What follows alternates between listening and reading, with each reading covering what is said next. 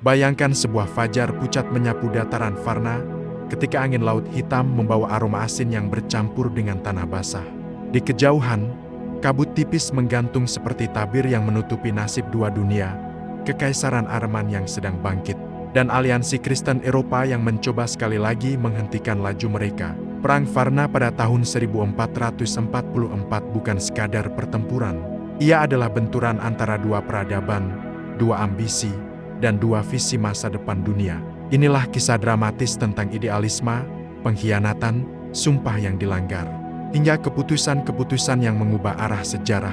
Dan semuanya dimulai dengan seorang raja muda yang terlalu percaya pada takdirnya, serta seorang sultan yang tak gentar meski dunia melawannya. Awal gelombang Eropa dalam ketakutan pada pertengahan abad ke-15. Eropa tengah berada dalam ketakutan besar. Satu demi satu wilayah Kristen di Balkan jatuh ke tangan Arman. Kota-kota yang dulu berdiri dengan megah kini berada di bawah panji bulan sabit. Di Wina, di Roma, di Krakow suara gereja dan istana menyuarakan hal yang sama. Ottoman harus dihentikan sebelum semuanya terlambat. Namun Eropa tercerai-berai. Perang internal, persaingan politik, dan rasa tidak percaya membuat upaya membendung ekspansi Arman tampak mustahil.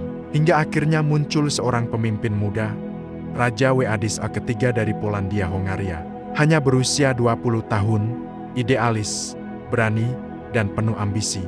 Ia percaya bahwa dirinya adalah pahlawan yang ditakdirkan membebaskan Eropa. Di sisi lain, muncul tokoh kunci lainnya, János Hunyadi, sang Karpatia Basilius Panglima Besar Hongaria yang reputasinya membuat Ottoman sekalipun berhati-hati. Turki UTSMA ini di bawah bayang-bayang kejatuhan. Sementara itu, Ottoman mengalami guncangan internal. Sultan Murad II yang telah memimpin banyak kampanye militer, memilih mengundurkan diri dari tahta.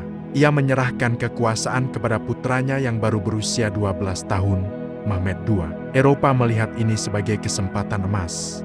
Seorang sultan muda yang belum berpengalaman, kekaisaran yang tampak goyah, dan pasukan yang terpencar setelah kampanye panjang. Namun, apa yang tidak mereka sadari adalah ini, Murad II tetap memantau dari jauh. Dan ketika tiba waktunya, ia akan kembali. Janji, perjanjian, dan pengkhianatan tahun 1444, sebuah perjanjian damai ditandatangani antara Eropa dan Arman. Sultan muda Mehmed II memaksa ayahnya untuk kembali sementara dan mengamankan kesepakatan damai yang memberi jeda bagi kedua belah pihak. Namun, beberapa bulan setelah perjanjian itu ditandatangani, terjadi satu peristiwa yang mencoreng sejarah. Eropa, Paus Eugenius keempat mengeluarkan perintah suci bahwa perjanjian dengan Muslim tidak sah karena dibuat dengan kaum kafir. Dengan kata lain, Eropa boleh mengingkari janjinya. Raja Weadis, yang sebelumnya bersumpah atas Injil untuk menjaga perdamaian, kini memutuskan untuk melanggar sumpahnya. Di bawah tekanan Vatikan dan dorongan ambisi pribadi, ia memulai kembali Perang Salib. Perang ini kemudian dikenal sebagai Perang Salib Varna. Sebaliknya, Ottoman menanggapi pengkhianatan ini dengan satu keputusan yang mengejutkan. Mehmed II yang masih muda meminta ayahnya kembali ke medan perang, dan Murad II menjawab panggilan itu. Persiapan menuju Varna aliansi Eropa terdiri atas pasukan Polandia, Hongaria, Wallachia, Bosnia, Kroasia, tentara salib dari berbagai wilayah, serta pasukan bayaran. Jumlah total mereka mencapai 20.000 sampai 30.000 tentara. Mereka percaya kemenangan sudah pasti. Mereka percaya Tuhan berpihak pada mereka. Mereka percaya Ottoman sedang lemah. Namun mereka salah satu hal, Ottoman tidak pernah benar-benar lemah. Murad II memimpin sendiri pasukannya lebih dari 50.000 prajurit, termasuk pasukan elit Janissary yang terkenal disiplin. Ketika dua pasukan itu semakin mendekat, angin laut hitam membawa kabar bahwa bentrokan dahsyat tak lagi dapat dihindari. Fajar di Varna, dua dunia berhadapan tanggal 10 November tahun 1444. Matahari perlahan naik, menyinari barisan perisai, tombak, panji, dan wajah-wajah tegang yang menunggu takdir mereka. Di pihak Eropa, Raja Weadis berdiri di depan pasukannya gagah, megah, dan penuh semangat. Di pundaknya, ia membawa beban seluruh benua. Di pihak Arman, Murad II menatap dataran Varna tanpa emosi. Tangannya menggenggam salinan perjanjian damai yang baru saja dikhianati. Dan disinilah sejarah mencatat salah satu dialog paling terkenal, jika kalian percaya pada Tuhan kalian, maka biarkan Ia menghukum kalian atas sumpah yang kalian ingkari. Murad 2. Sebelum pertempuran dimulai, api neraka di dunia nyata ketika pasukan kavaleri ringan Arman menyerbu dari sisi kiri. Hunyadi memimpin serangan balik yang sangat efektif. Ia memukul mundur pasukan elite Sipahi Arman hingga menyebabkan kekacauan di sayap mereka. Di pusat medan perang, Janisari berdiri membentuk barisan rapat. Mereka memukul genderang perang, suara dentamannya menggema seperti detak jantung raksasa yang bergerak menuju kehancuran. Eropa mulai unggul di beberapa titik. Harapan berkobar, namun Murad kedua tidak tinggal diam.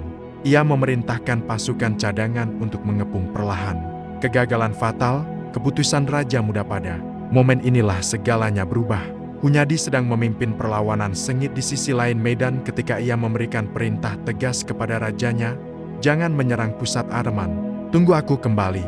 Namun Wadis A ketiga muda terbakar ambisi melihat peluang emas. Di depan matanya berdiri barisan Janisari. Jika barisan itu ditembus, kemenangan mungkin dapat diraih. Ia mengabaikan perintah panglimanya. Ia menyerbu ke pusat pasukan Arman bersama kavaleri elitnya. Sekejap, pasukan Eropa tampak seperti malaikat perang yang menerjang badai. Namun beberapa detik kemudian, segalanya berubah menjadi malapetaka. Jatuhnya raja, runtuhnya harapan kuda Raja Wadis O tersandung tombak panjang Janisari. Sang raja terjatuh tepat di tengah lingkaran prajurit Arman. Dalam hitungan detik, ia dikerumuni. Pedang-pedang terayun dari segala arah, dan kepala sang raja dipenggal. Para Janisari mengangkat kepala itu di ujung tombak sambil bersorak, "Varna, Varna." Ketika kabar kematian raja menyebar, semangat pasukan Eropa hancur total. Yang tersisa hanyalah kepanikan dan keputusasaan. Hunyadi kembali terlambat, ia hanya menemukan mayat-mayat pasukannya berserakan. Kemenangan sudah mustahil. Ia melarikan diri dengan sisa-sisa tentara yang masih hidup. Setelah Varna, Eropa kehilangan harapan perang Varna. Berakhir dengan kemenangan telak Arman. Kekalahan ini menghancurkan mimpi Eropa untuk menghentikan Arman. Dan dalam beberapa dekade berikutnya, Balkan sepenuhnya jatuh ke tangan Sultan. Kemenangan ini membuka jalan bagi Mahmedayai anak muda yang sebelumnya dianggap lemah untuk membuktikan dirinya. Dan 9 tahun kemudian, ia menaklukkan Konstantinopel, kota yang selama 1000 tahun tak dapat ditaklukkan siapapun. Semua itu mungkin terjadi karena satu hal, Varna. Warisan Varna, pertempuran yang mengubah dunia. Perang Varna bukan hanya perang biasa. Ia adalah simbol pengkhianatan diplomatik, ambisi berlebihan seorang raja muda, kehebatan strategi Murad kedua awal kebangkitan Mehmed kedua. Kegagalan terakhir perang salib di Eropa Timur. Banyak sejarawan menyebut Varna sebagai pertempuran yang menutup pintu terakhir Eropa untuk menyelamatkan Bizantium. Dari Varna, sejarah bergerak ke arah yang sama sekali baru, arah yang membentuk dunia modern seperti yang kita kenal hari ini.